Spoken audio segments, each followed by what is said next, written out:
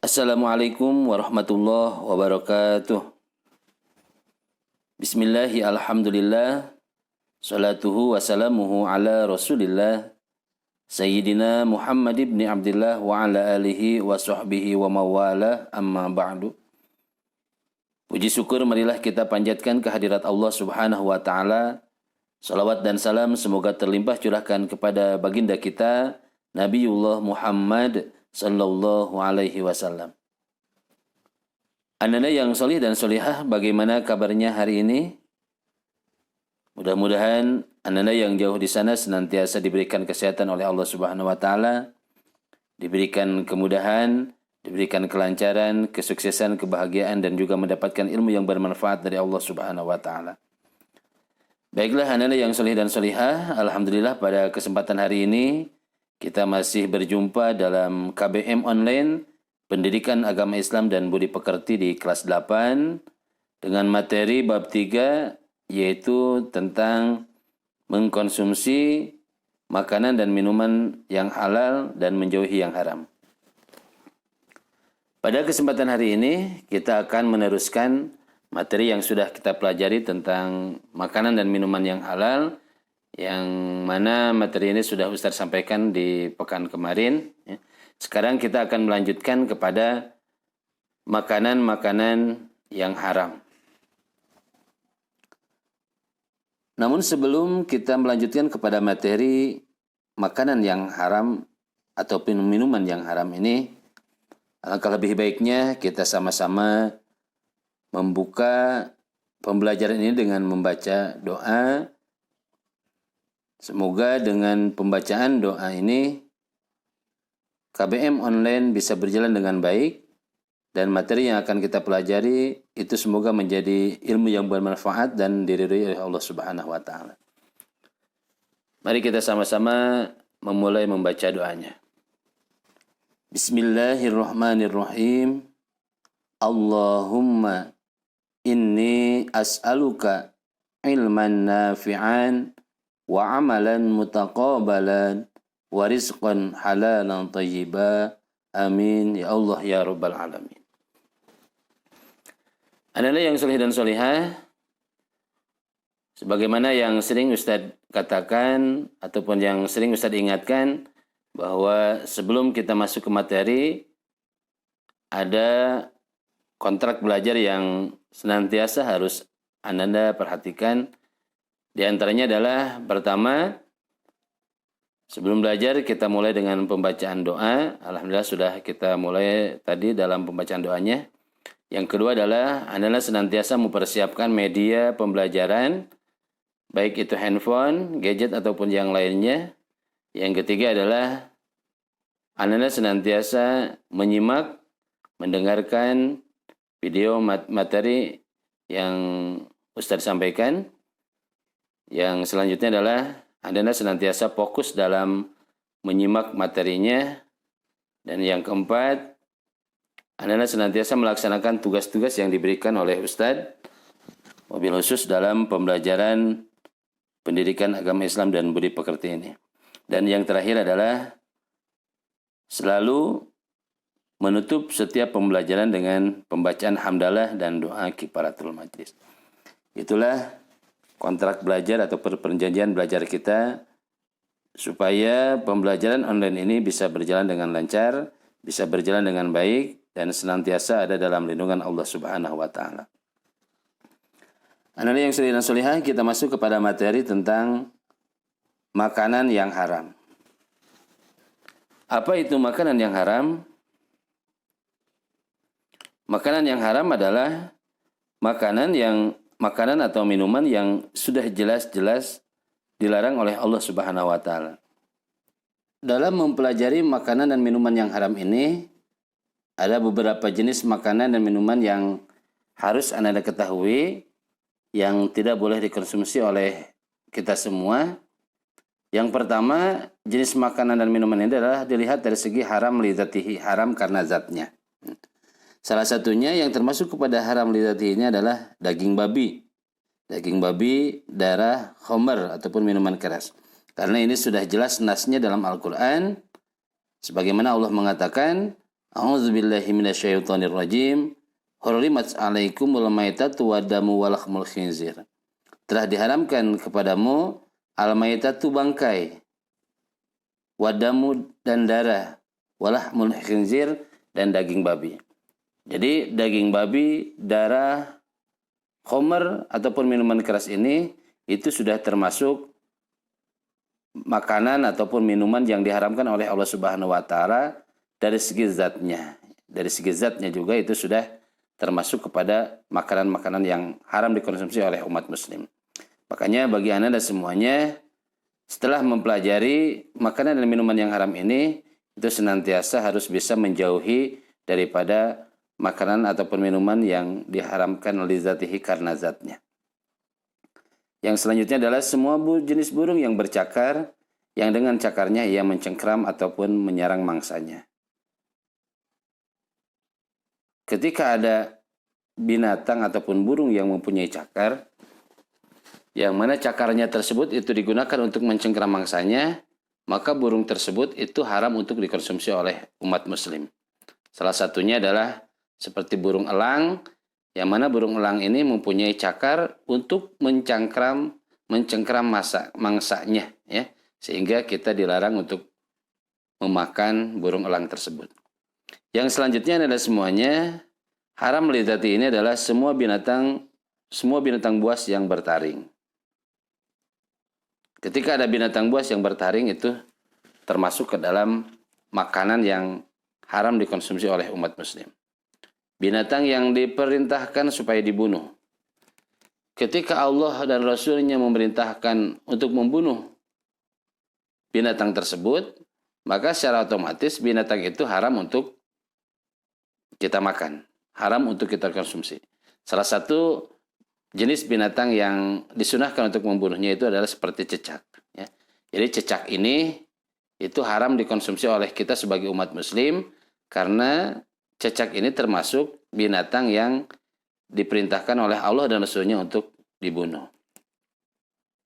Yang selanjutnya binatang yang dilarang untuk dibunuh. Kalau tadi ada binatang yang diperintahkan untuk dibunuh, kalau sekarang ada binatang yang dilarang untuk dibunuh. Ya, kita bisa contohkan terhadap kucing. Kucing itu adalah salah satu jenis binatang yang dilarang bagi kita untuk membunuhnya.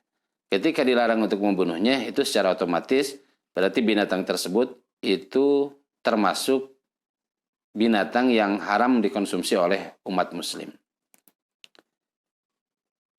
Selanjutnya binatang yang buruk atau menjijikan. Ini juga termasuk ke dalam makanan yang haram dikonsumsi oleh umat muslim. Yang terakhir, semua makanan yang bermadarat terhadap kesehatan manusia, apalagi kalau sampai membunuh diri. Baik dengan segera maupun dengan cara perlahan. Segala jenis makanan yang bermadarat terhadap kesehatan itu secara otomatis diharamkan oleh Allah Subhanahu wa taala untuk mengkonsumsinya. Seperti apa? Seperti makanan-makanan yang berupa pil ataupun makanan-makanan berupa dedaunan yang mana makanan tersebut itu bisa bermadarat untuk diri kita sendiri dan bisa membunuh diri kita sendiri secara perlahan-lahan. Seperti daun ganja, pil BK ataupun yang lainnya. Itu adalah sesuatu yang haram li zatihi karena zatnya. Yang selanjutnya, dari jenis makanan dan minuman yang haram ini adalah dilihat dari segi haram li ghairihi, haram karena yang lainnya. Seperti mana? Seperti bangkai. Ini bangkai itu haram untuk kita makan meskipun bangkai binatang yang halal. Ada kambing ataupun ayam mati sebelum disembelih. Ketika matinya sebelum disembelih, itu otomatis sudah menjadi bangkai dan haram bagi kita untuk memakannya. Kecuali ada bangkai-bangkai tertentu yang meskipun sudah mati, tapi itu bisa kita makan. Salah satunya adalah bangkai ikan dan bangkai belalang. Ataupun janin yang berada dalam perut hewan yang disembelih itu merupakan masih bisa dikonsumsi oleh umat muslim karena itu termasuk binatang-binatang yang halal kita konsumsi. Yang kedua, binatang yang disembelih untuk sesajian. Ketika ada orang yang membuat sesajian ya yang suka percaya terhadap hal-hal mistis. Ya. Ketika seseorang itu menyembelih kambing ataupun menyembelih sapi yang tujuannya bukan untuk mendapatkan ridho Allah tapi untuk sesajian, maka penyembelihan tersebut itu sudah menjadi penyembelihan yang haram dan mengkonsumsi makanannya pun termasuk mengkonsumsi makanan-makanan yang haram. Ya. Karena itu termasuk binatang yang diharamkan oleh Allah Subhanahu wa taala. Yang selanjutnya yang haram li ghairihi ini adalah binatang yang disembelih tanpa membaca basmalah. Setiap binatang yang haram, setiap binatang yang halal yang apabila disembelih tanpa membaca basmalah itu akan termasuk kepada makanan yang haram. Meskipun binatang tersebut itu asalnya halal. Contoh, kita menyembelih kambing. Tapi dikarenakan cara menyembelihnya kita tidak membaca basmalah, maka kambing itu yang asalnya halal untuk kita konsumsi itu berubah statusnya menjadi haram untuk kita konsumsi karena kita menyembelihnya tanpa membaca basmalah. Yang selanjutnya yang termasuk ke dalam haram li ghairihi adalah jalalah. Binatang yang sebagian besar makanannya adalah feses atau kotoran manusia atau hewan lain atau najis. Ada hewan ataupun binatang yang makanannya itu adalah makanan-makanan yang najis ataupun kotoran-kotoran manusia, maka secara otomatis binatang tersebut itu haram untuk dikonsumsi oleh kita semua sebagai umat muslim. Terus makanan haram yang diperoleh dari usaha dengan cara zalim. Ada makanan-makanan yang halal yang statusnya bisa berubah menjadi haram apabila cara kita mendapatkannya itu dengan cara yang haram ataupun dengan cara yang zalim. Seperti roti yang ada di warung. Itu roti yang ada di warung itu adalah merupakan makanan yang halal. Tapi ketika kita mendapatkan roti tersebut dengan cara mencuri, maka status roti tersebut ketika kita makan itu merupakan makanan yang haram. Karena kita mendapatkan roti tersebut itu dengan cara yang zalim ataupun dengan cara mencuri. Yang selanjutnya ada yang soleh dan solehah. Ya termasuk ke dalam haram li ghairihi ini adalah semua makanan halal yang tercampur najis. Semua makanan yang tercampur najis itu termasuk ke dalam makanan-makanan yang diharamkan oleh Allah Subhanahu wa taala. Salah satu makanan yang tercampur najis itu adalah Ustaz contohkan seperti ada bahan-bahan yang akan dibuat roti. Ketika bahan-bahan tersebut itu terbuat dari barang yang halal, namun bahan-bahan tersebut dicampur dengan salah satunya ada minyak babinya. Ya. Minyak babi itu adalah salah satu benda yang najis. Ketika bahan-bahan yang akan digunakan untuk roti tersebut tercampuri dengan minyak babi, maka secara otomatis itu semuanya menjadi makanan yang diharamkan oleh Allah Subhanahu wa taala untuk dikonsumsi. Ya. Ketika sudah jadinya, otomatis roti tersebut itu haram untuk kita makan. Ya. Karena sudah ada campuran daripada najisnya ataupun daripada minyak babi tersebut. Itulah Anda yang soleh dan solihah, jenis-jenis makanan dan minuman yang haram yang harus Anda ketahui supaya Anda semuanya tidak terjebak dengan makanan dan minuman yang haram ini. Karena bisa Anda lihat untuk selanjutnya ada akibat-akibat tersendiri daripada memakan makanan yang haram dan halal. Salah satunya adalah ketika ada orang yang memakan ataupun meminum minuman yang haram, maka itu pertama amal ibadahnya tidak akan diterima oleh Allah Subhanahu wa taala dan doanya tidak akan pernah dikabulkan oleh Allah. Sudah jelas dalam hadisnya man nabata. Barang siapa yang tumbuh dalam dirinya daging dari barang yang haram, maka selama daging itu ada dalam dirinya, ibadahnya tidak akan diterima oleh Allah Subhanahu wa taala dan doanya pun tidak akan dikabulkan oleh Allah Subhanahu wa taala. Yang kedua, akibat dari memakan makanan dan minuman yang haram ini adalah makanan dan minuman yang haram bisa merusak jiwa, terutama minuman keras yang mengandung alkohol. Yang ketiga, makanan dan minuman yang haram dapat membahayakan kesehatan.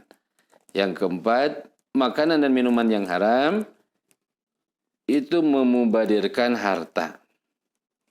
Yang kelima, menimbulkan permusuhan dan kebencian. Yang keenam, menghalangi terkabulnya doa karena telah melanggar aturan Allah Subhanahu wa taala, dan yang ketujuh akibat dari memakan makanan dan minuman yang haram ini itu bisa menghalangi untuk mengingat Allah Subhanahu wa taala. Ini akibat-akibat daripada memakan makanan dan minuman yang haram. Mudah-mudahan Anda yang solih dan solihah setelah mempelajari materi tentang makanan yang halal dan makanan yang haram ini, mudah-mudahan Anda senantiasa terjaga oleh Allah Subhanahu wa taala untuk mengkonsumsi makanan ataupun minuman yang haram ini. Dan Anda senantiasa bersabar, senantiasa menjaga diri supaya tidak terpengaruh, tidak tergoda dengan makanan dan minuman yang haram. Ya. Baiklah Anda yang soleh dan solihah, supaya bisa menambah pemahaman dari materi ini, Ustadz akan memperlihatkan video atau video ilustrasi tentang makanan dan minuman yang haram ini. Silakan Anda simak videonya.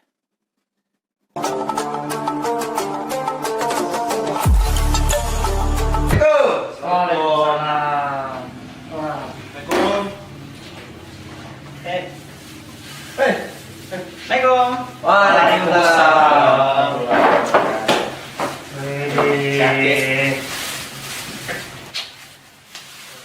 Widih, kayaknya kalian mau makan beda-beda nih.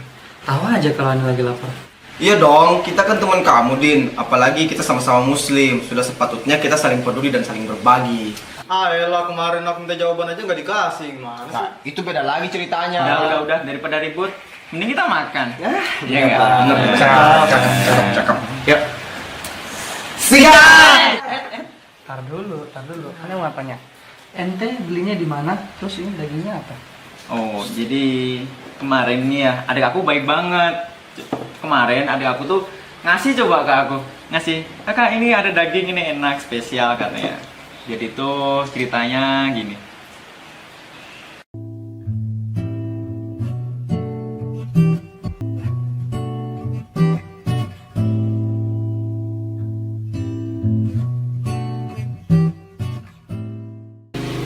Jadi ini daging. Ya ampun akhi, Anda jelasin ya Kantum. Dalam Islam itu ada beberapa tipe jenis makanan yang halal.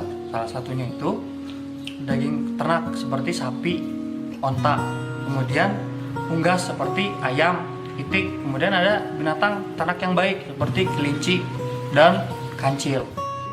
Oh gitu ya. Aduh, apa nih ya? Baru tahu nih. Makanya, kamu harus ke dalam lagi ilmu agamamu. Mending makananku nih. Jamin halal, beli di warung depan. Itu kamu beli sendiri, Wi? Enggak dong. Lah, terus? Jadi gini.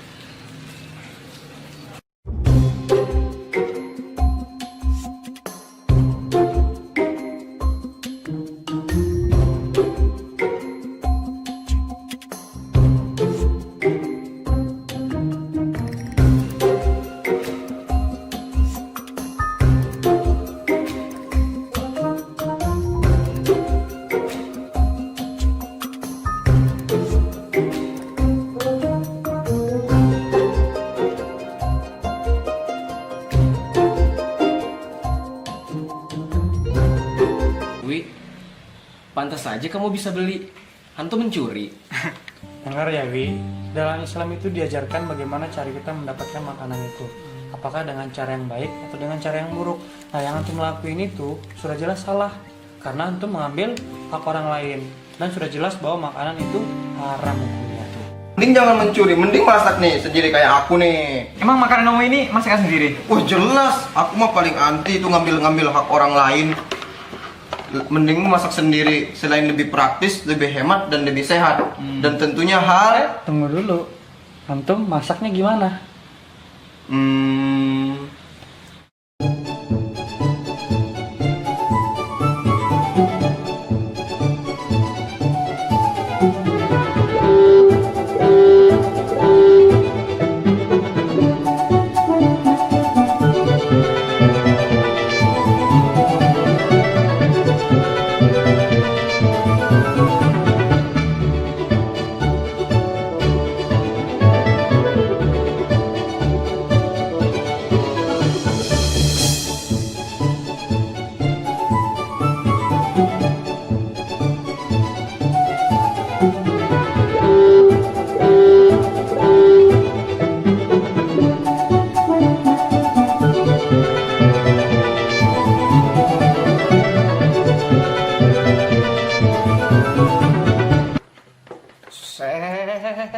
Sadar.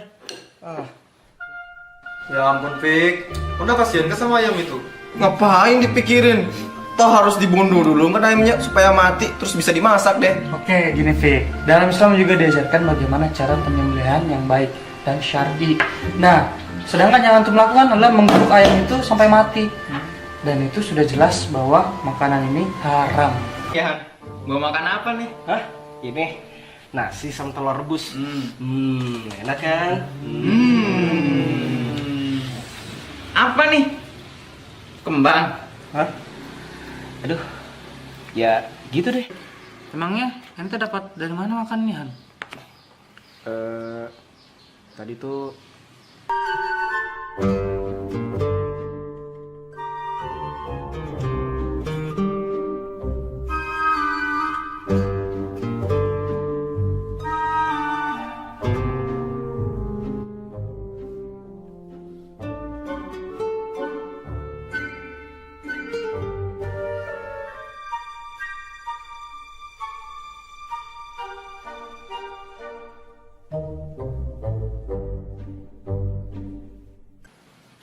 Ya ampun, Han. Iseng banget dah.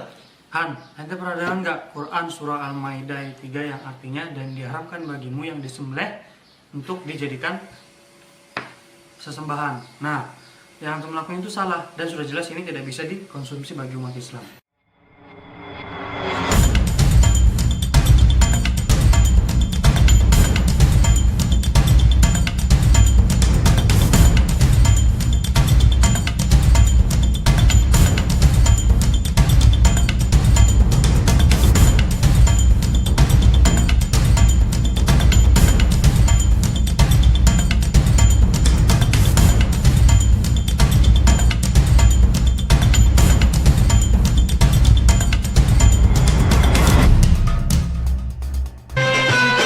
Dalam segmen ini akan dipaparkan fakta sains yang mendukung alasan diharamkannya konsumsi daging babi. Ini membuktikan bahwa Allah memiliki maksud terbaik bagi hambanya dengan mengharamkan hewan ini.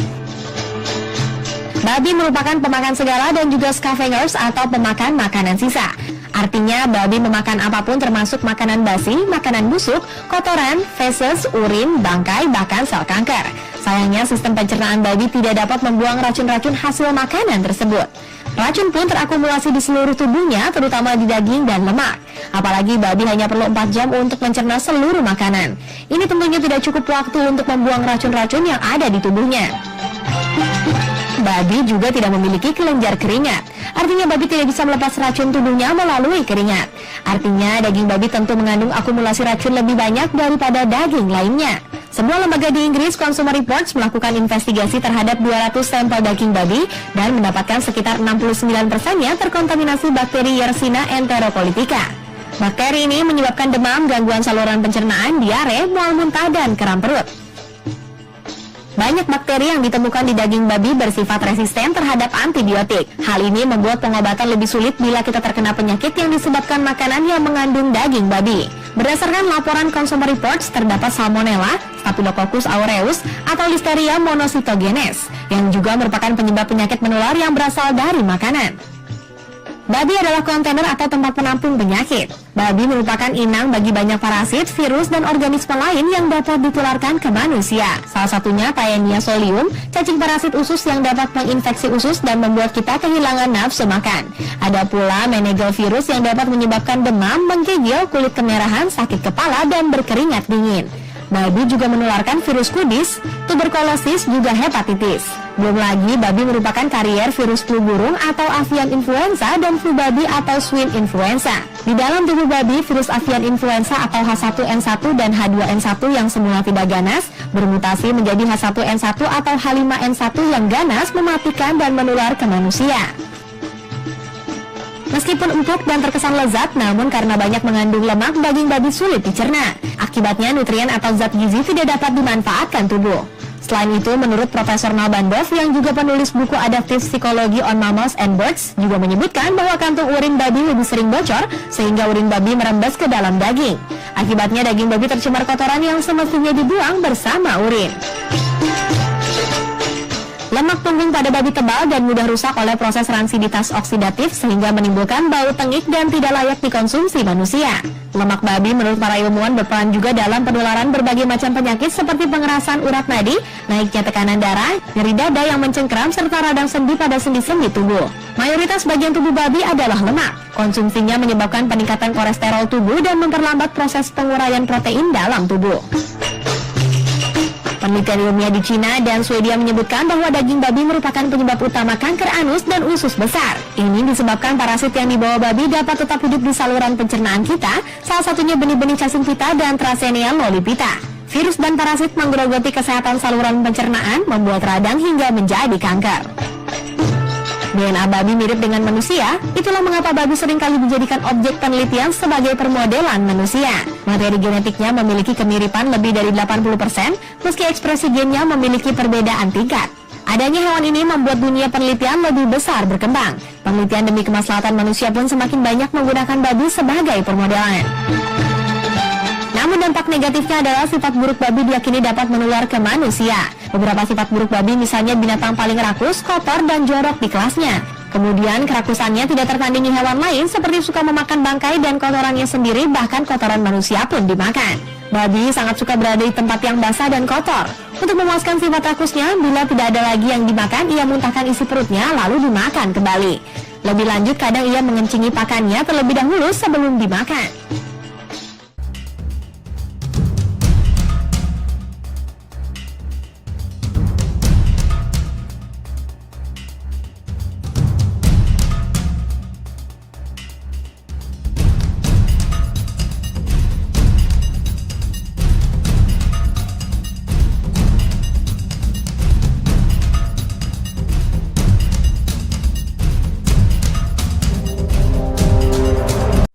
Anda yang soleh dan solehah, mudah-mudahan video barusan yang sudah Ananda lihat itu bisa menambah pemahaman, bisa menambah ilmu buat Ananda semuanya.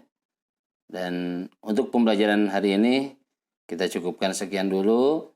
Insya Allah di pekan depan kita akan mengadakan ulangan harian tentang bab 3 yang berkaitan dengan mengkonsumsi makanan yang halal dan menjauhi makanan yang haram ini. Oke, kita akhiri saja pembelajaran hari ini dengan pembacaan hamdalah secara bersama-sama. Alhamdulillahirabbil alamin dan doa kifaratul majlis. Subhanakallahumma wa bihamdika asyhadu an la ilaha illa anta astaghfiruka wa atubu ilaik. Wassalamualaikum warahmatullahi wabarakatuh.